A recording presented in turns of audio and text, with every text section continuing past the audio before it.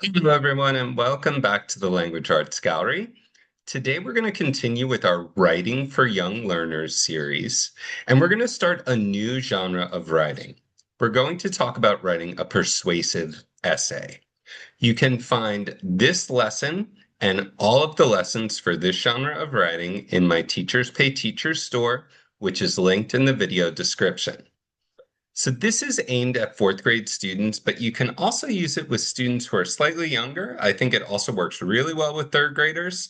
I think it's a little bit of a stretch for second graders, but if you've got some second graders who are very accomplished writers, they're very far along, you might choose to use this lesson with them. And if you've got some older students who need a little bit more support and they need something that's a little bit more accessible, this lesson might work well for them. So let's go ahead and let's get started. I'm going to walk you through this lesson as if I was teaching it.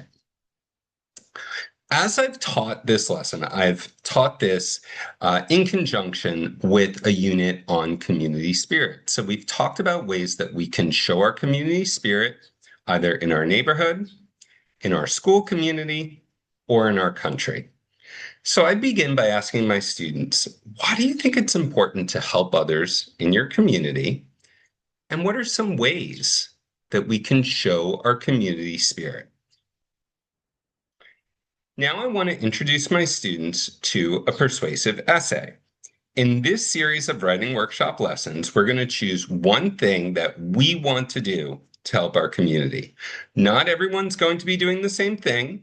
You're going to be able to select one thing that you think is important, and then you're going to write an essay to convince other people to help you with this. So when we write an essay to convince other people to take action, we're writing a persuasive essay. Now, hopefully you've already taught an opinion essay at this point, and this is a great opportunity to highlight the difference between an opinion essay and a persuasive essay. Now, an opinion and a persuasive essay are very, very similar. We're presenting our opinion, we're presenting reasons and evidence as to why that's valid, but ultimately with a persuasive essay, what we want our audience to do is we want them to take action.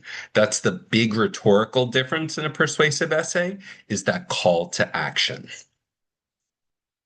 So now we're going to look at a mentor text. Our neighborhood park is a fun place to play, but lately it's gotten dirty. There's trash on the ground, and the playground is messy. If we all work together to clean the park, it will be a better place for everyone. I think we should clean the park to make it safe, beautiful, and fun again. First, cleaning the park will make it safer. Trash like glass bottles and plastic bags can be dangerous for kids and other people who use the park. If we pick up the trash, no one will get cut or stuck. It's important that our park is a safe place to play and walk. Next, the park will look much better when it is clean. Right now, there's trash on the grass and wrappers in the sandbox. If we all help, we can make the park look fresh and nice again. A clean park makes people feel happy and proud. Also, cleaning the park helps the environment and protects animals. When we leave trash on the ground, it can blow into rivers or get eaten by birds and squirrels. This can make them sick or even kill them. If we clean the park, we're helping nature and showing we care about animals and the earth. In conclusion, we should clean our neighborhood park. It will be safer, prettier, and more fun. If we all help, we can make a big difference. Let's grab our gloves and make the park beautiful again. So I think this is a pretty good first draft for a persuasive essay. Now, as I walk through this mentor text with my students, I want to highlight the rhetorical features, and I want to make sure they understand exactly what the author is asking his audience to do. So what does the writer want the audience to do? Well, if we look at that last sentence here, he says, I think we should clean the park to make it safe, beautiful, and fun again. He wants them to clean the park. What are the 3 reasons for cleaning the park? Well, if I go and I look at each of these body paragraphs here, He says it's going to make it safer. It's going to look much better, and it's going to help the environment and protect animals. So he's given us 3 reasons why it's important to clean the park. And how is it organized? Well, first he tells us what he wants us to do. Then he outlines those 3 reasons, and they each have their own body paragraph.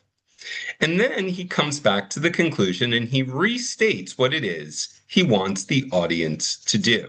He wants them to clean the park to make it safer, prettier, and more fun. And he says, let's grab our gloves and make the park beautiful again. So he finishes by telling them to come out and to do that.